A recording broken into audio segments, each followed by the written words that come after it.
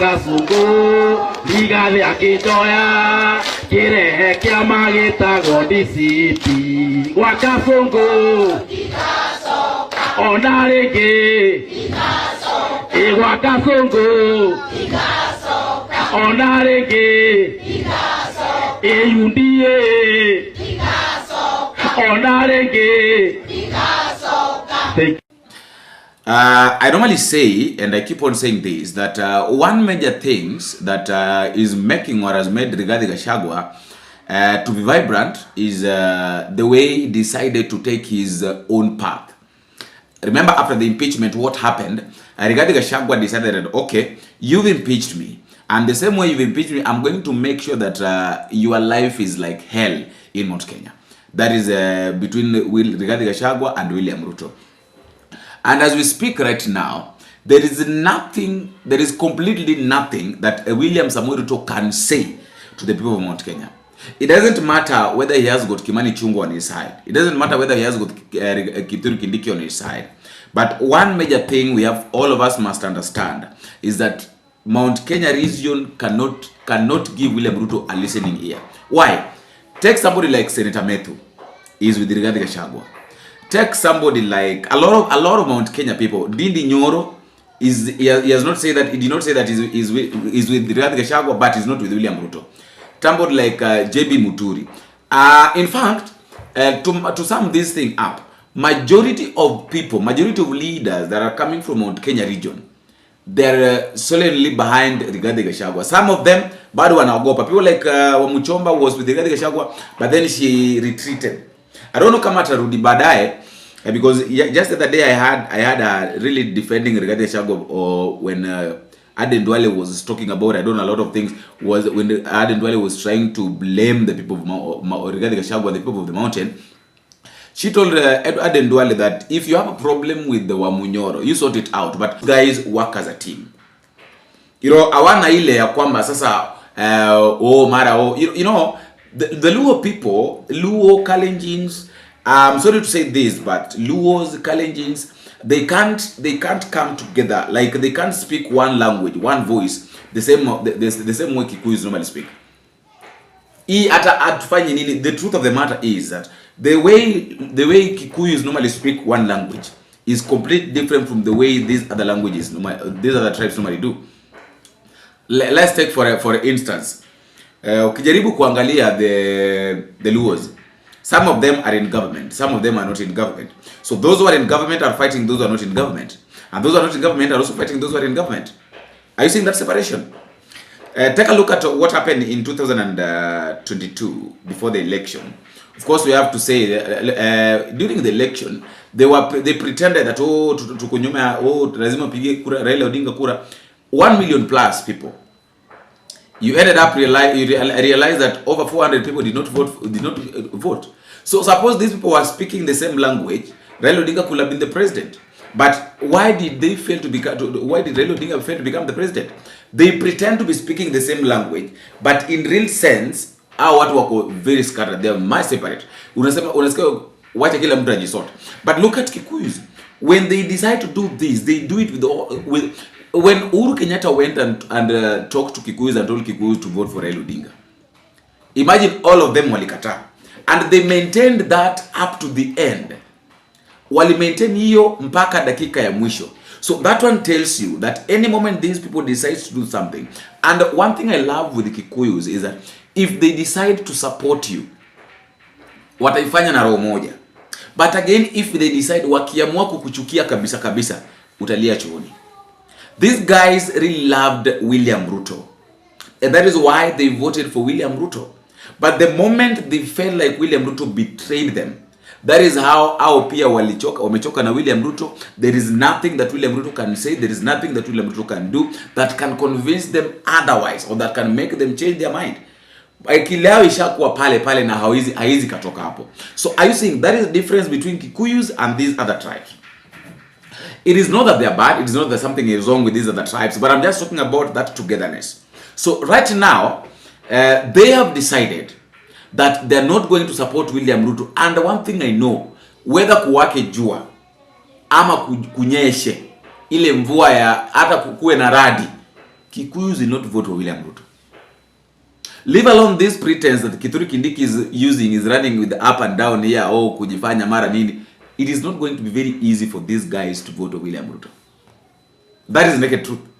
Luos, some of Luos are going to vote for William Ruto. If at all, maybe William Ruto is going to vote for the presidency. Of course, I know he's going to vie. Luos are going to vote for. Unaona Luos from Homa Bay. People like Opondo, I know Opondo, Peter Kaluma. Peter Kaluma is coming from. Those guys are going to vote for William Ruto. Because, they have this assumption. That we've been in government, we've been in Kenya for a very long time. I had John Mbadi saying this, that Uhuru Kenyatta lied to us. He was in a better position to make us become president, to give us this thing, but he did give us. He failed to give us. And then ended up that William Ruto took it from him. So he has got this notion that if Uhuru Kenyatta did not give us this thing, how is it going to be very easy that now William Ruto is in the government, William Ruto has already given us some positions to take it away from him? Are you seeing that notion? I have to say this, that Uhuru Kenyatta did not fail to give Raila Odinga this thing. Raila rejected it. Raila has never been interested in becoming the president. Raila feels so much good being a political conman than being a president. Why am I saying this? There was a time that I was doing an interview with one of these guys, and I want you to listen to the way this guy said. That is Simiyu, Joachim. I want you to listen to the way this guy was speaking. Listen to him. Raila Odinga's, he values his popularity more than being president.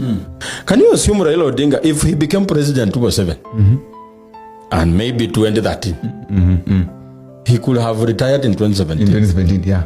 Today he could just be a former president. He could be like Uhuru. But why is he powerful today? In a way that when the government has a problem, they call him. He's a person who has made himself so powerful that when the government has a problem, they call him. When you have a problem, you call the government. But it's him who the government calls.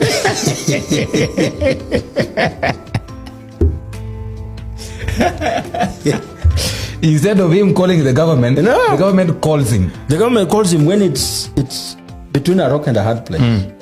You make a phone to Raila Odinga and everything comes back to normal. That's why he doesn't struggle to win. When, according to me, my opinion, I will say, when he sees you struggling so much to win, he actually sympathizes with you. Looks at you and you're like, he's like, what is wrong with this guy? What's wrong with this? Because at the end of the day, he knows that you'll call him. You will not be able to manage this country. No? And he knows Kenyans. They will choose an idiot who will not be able to run a government. So when Raila is contesting with someone, he knows that this guy is very stupid, cannot run this government. So let me just relax. I am sure when Raila saw that Ruto had become president, he just laughed. That's why when the likes of Babu Owino were frantically running around telling Baba, this what's thing going is going. Baba could like sit down, relax. I know what is happening. And he knows that in 1 or 2 years, this person will not be able to run government. He will come to me. As we speak right now, I should be very candid to tell you that Raila Odinga has outlived our ballot. He has outgrown our ballot. You cannot send Raila Odinga home using a ballot paper, right? Yeah, you can't. Whether you vote for him or against him, he's still here. If Raila Odinga will be alive and energetic in 2027, he will buy. Even if he doesn't, it has come to a place where he doesn't have to run. But it's Kenyans who will choose the person that will work with Raila Odinga. And most probably, if you choose an idiot,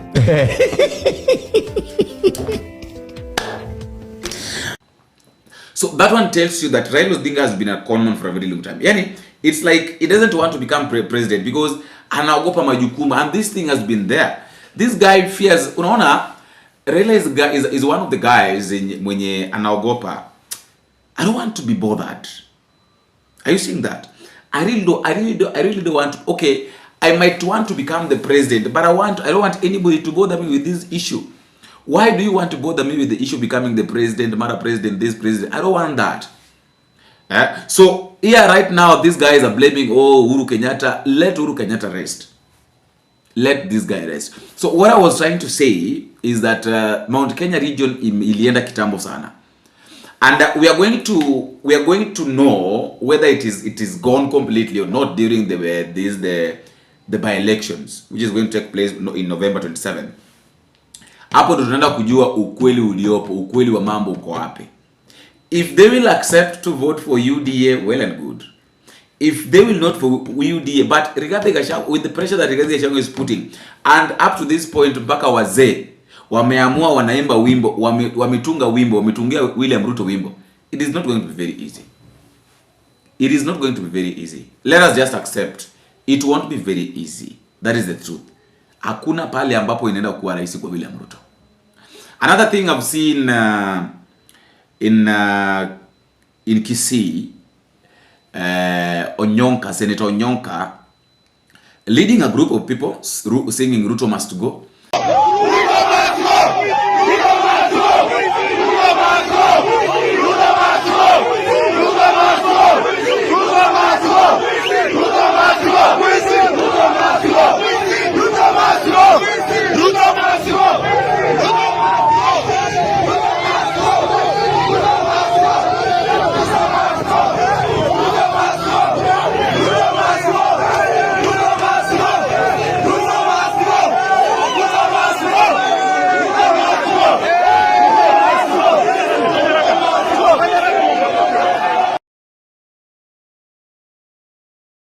It's not bad.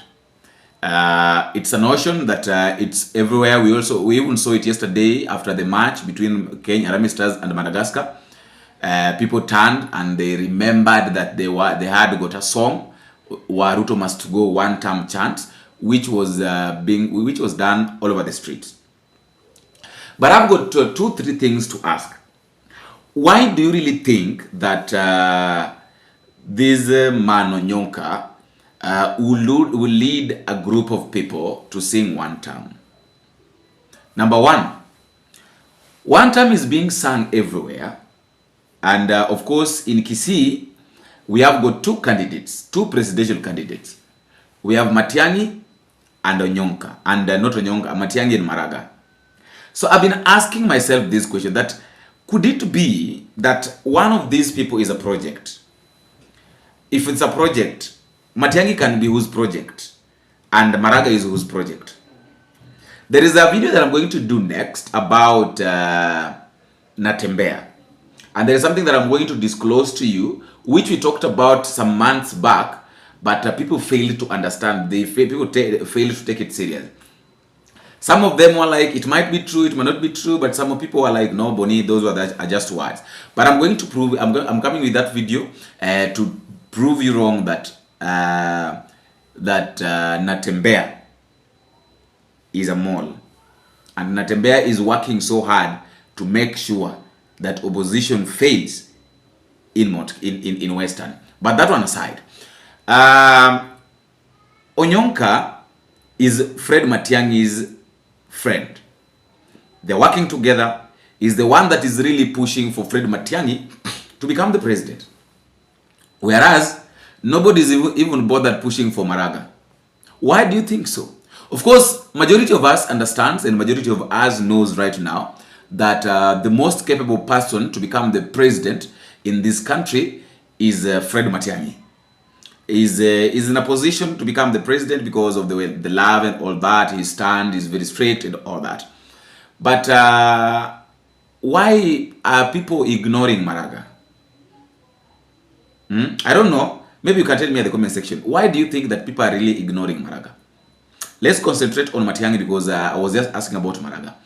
Matiang'i is a force, and from the look of things, there is going to be a battle. There is going to be a war, a peaceful battle, a peaceful war in opposition. Why? I normally say this, that we have Matiang'i, we have Kalonzo, we have Martha Karua, we have got Rigathi Gachagua, and so on and so forth. But so far, we have got 4 strong people who everybody is eyeing to become the president. Rigathi Gachagua the other day said that Matiang'i must make sure that he comes with votes from his region. And then he's saying that he thinks he's the best person to take William Ruto home. Fred Matiang'i is saying that he's the best. Kalonzo Musyoka is expecting to be given that training, those gloves, so that he can drive, he can ride the bike, or maybe can drive the tractor to take Ruto home. Martha Karua is also there. Is expecting to be given that thing so that she can make sure that Ruto goes. In short, everybody is hungry.